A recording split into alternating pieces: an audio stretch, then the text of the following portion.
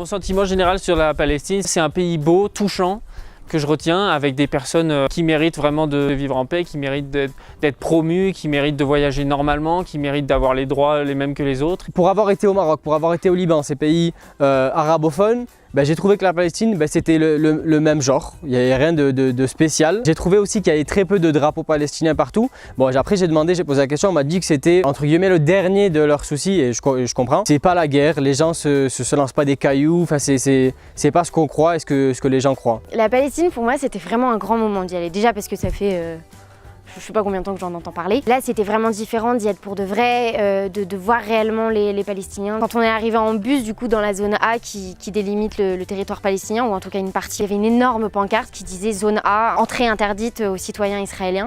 Ça plante un décor, ça plante le contexte et bon bah là c'était parti quoi. On était vraiment dans l'étude de tout ce conflit, même si c'est pas l'étude du conflit qu'on veut faire, on est bien d'accord, mais on n'a pas le choix en fait que d'essayer de le comprendre et que d'essayer déjà d'en tirer le minimum qu'on peut et d'essayer d'en relever un peu la substance. Pour la première fois de ma vie, je suis allée voir le côté palestinien dont j'entends parler depuis toujours, que j'ai souvent longé sans jamais y rentrer et là on y était. Et pour être honnête, j'étais à la fois très curieuse et en même temps très stressée. Plus les jours passaient, plus on rencontrait des gens vraiment incroyables qui se battent pour avoir une vie paisible dans un contexte apaisé et pour être libre de toute contrainte, de toute tension, toute violence.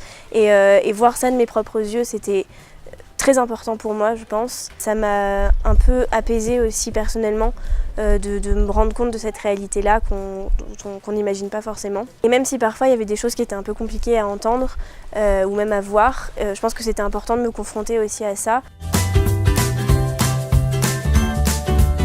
En tant que chrétien en Palestine, c'est assez facile en fait, il y en a pas mal déjà, même s'ils sont parfois en minorité. Bethléem c'est la grande minorité, ils sont en minorité par rapport aux musulmans, mais voilà, il y a quand même des grands édifices sacrés parce que c'est là l'endroit où est né Jésus.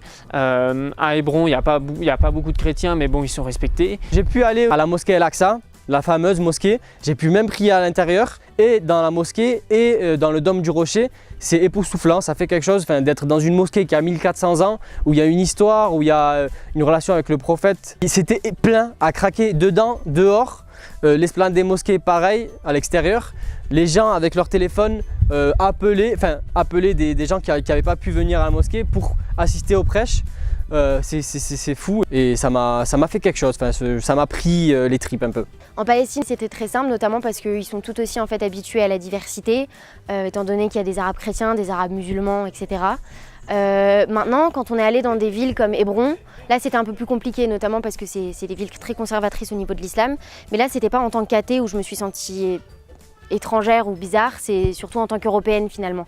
On était très vite repérables. Je me suis pas sentie forcément libre de dire que j'étais juive partout où on était en Palestine, mais quand ça m'est arrivé de le faire, c'était avec des gens qui sont engagés dans le dialogue et engagés dans des actions justement de vivre ensemble.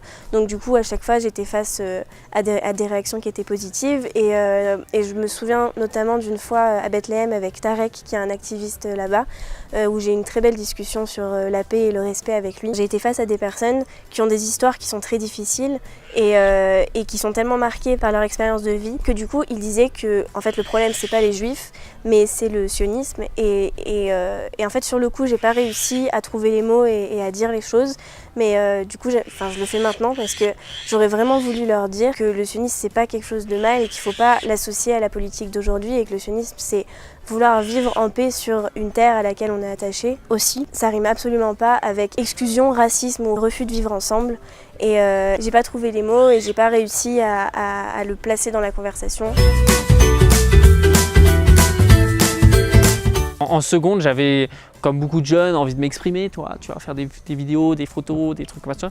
Et avec un pote, en fait, on a trouvé le street art par Banksy comme moyen d'expression. Et là, arrivé à Bethléem, en Palestine, voir les vrais tags de Banksy, en fait, voilà, j'y allais pas comme un gros touriste avec mon appareil photo pour toucher l'œuvre d'art, etc. Mais c'était vraiment profond. C'est un artiste engagé qui a pris ce mur vraiment comme exemple de division entre les gens et qui, par son art, essaye de rassembler les gens et de défendre un message de paix. Donc pour moi, c'était vraiment un deuxième pèlerinage. C'était un pèlerinage vers les œuvres de Banksy et tout son travail. Donc c'était hyper émouvant pour moi de découvrir son hôtel, découvrir les vrais graphes, mais aussi découvrir les graphes les graphes du mur, quoi, de tous ces gens qui ont mis un pinceau, de la peinture et qui sont déchargés de toute leur souffrance, leur haine, leur amour souvent. Il y a beaucoup de messages d'amour. Alors j'ai été marqué par plusieurs choses en Palestine, donc les checkpoints bien sûr, les contrôles inopinés de l'armée israélienne, les murs de séparation, mais donc c'est pas ça le plus choquant pour moi. Parce que j'avais plein de prédéfinis, de présupposés sur la Palestine avant d'arriver et qui en fait n'étaient pas supposés. Là j'ai pu voir la réalité de mes propres yeux. Les Palestiniens ne sont pas des barbares ni des sauvages. Voilà, je vais expliquer. On a rendu visite à un théâtre à Hébron où ils effectuent des pièces mais de qualité et ils jouent dans des pays hors du Moyen-Orient et même hors de l'Afrique parce qu'ils jouent en Europe. Ils ont même remporté des prix en Italie et on pourrait croire qu'ils dénoncent ou l'occupation ou les oppressions, mais pas du tout. Leur but, c'est juste de montrer que leur pays est capable de jouer des pièces de qualité, d'avoir des œuvres artistiques bien jouées, bien ficelées, et d'être capable d'avoir un bon côté artistique au sein de la Palestine. En Palestine, mon moment marquant, c'est quand on a assisté à la répétition générale, ou en tout cas à une répétition d'une pièce de théâtre qui était montée en fait par des Palestiniens et qui portait sur les réfugiés, leur situation et aussi la diversité qu'ils représentent. Donc en l'occurrence, là c'était 2 acteurs qui jouaient et un réfugié intellectuel et un autre ancien ouvrier qui était en recherche d'emploi. Et en fait ça humanise vraiment la situation des réfugiés, ça montre toute la diversité qu'ils représentent. Et puis surtout en fait la mise en scène était telle qu'on ne savait pas où ça se passait, on ne savait pas où était le lieu.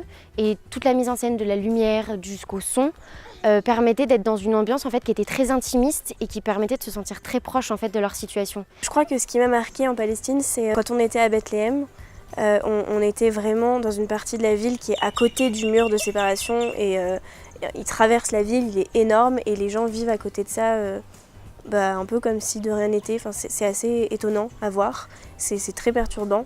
Et ce qui m'a le plus surprise, c'est que la vie là-bas, en tout cas dans l'endroit où on était, est très apaisée. Les gens sont gentils, ils sont généreux, ils n'arrêtaient pas de vouloir nous aider. Et en fait, je me suis sentie bien à Bethléem et je m'y attendais vraiment pas. Et voilà, je crois que c'est ça qui m'a le plus surprise.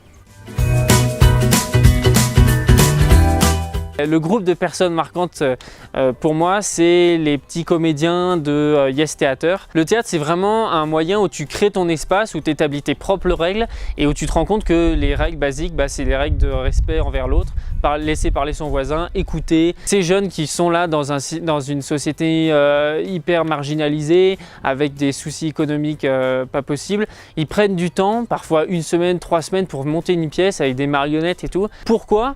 Pour montrer aux générations futures, donc les jeunes ils ont notre âge, 21, 22, 23 ans, il n'y a pas que la violence qui est un moyen d'expression. Ma personne marquante pour la Palestine, c'est Ahmed. Donc Ahmed, c'est un homme qui est un ancien combattant du Hamas. Il fait partie maintenant d'une association qui s'appelle Combatants for Peace. Donc c'est des anciens combattants et du côté israélien et du côté palestinien qui ont peut-être tué des gens, qui ont peut-être commis des crimes, mais qui maintenant œuvrent pour la paix au sein des 2 pays, des 2 États, il disait tout ce que j'ai pu faire au sein du Hamas n'a servi à rien. On a perdu des gens, on a perdu des vies, on a fait beaucoup de sacrifices et ça n'a servi à rien. Aujourd'hui, ce que je fais, les actions que je mène pacifiquement sont plus efficaces que celles que j'ai pu mener avant. Il nous raconte des choses effroyables. Il a perdu son pote dans les bras, Firas il s'appelle.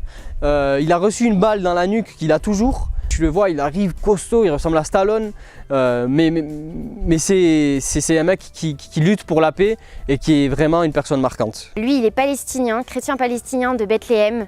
Et lui, pour le coup, avant de savoir quel âge il avait, je disais à Éloi, oh là là, je veux trop être comme lui quand je serai grande. Et en fait, il s'avère qu'il a 1 an de plus que nous, donc il a 23 ans. Et là, je me suis sentie un peu débile pour le coup, parce qu'il était vraiment impressionnant.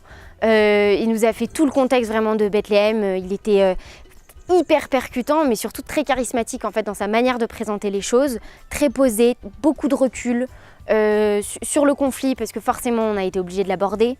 Et tout ça dans un contexte où on était au siège de Wayam, l'organisation dans laquelle il travaille, qui est juste à côté du mur qui sépare Bethléem des territoires israéliens.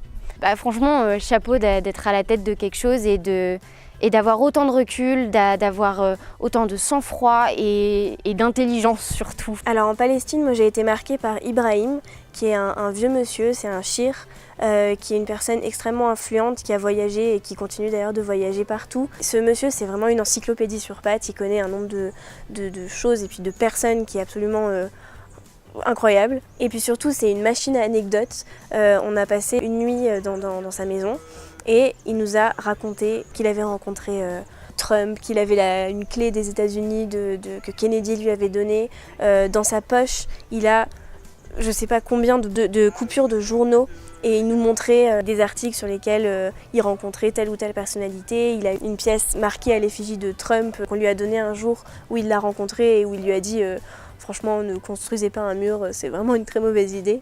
Donc c'était une personne complètement unique. C'est une personne qui lutte pour le dialogue interreligieux, donc il est très en contact et très ami avec des rabbins, avec des prêtres. Il a plein de photos chez lui d'actions qu'il a menées. C'est une personne qui donne beaucoup d'espoir et un vieux monsieur au-delà de tout ça qui est très attachant.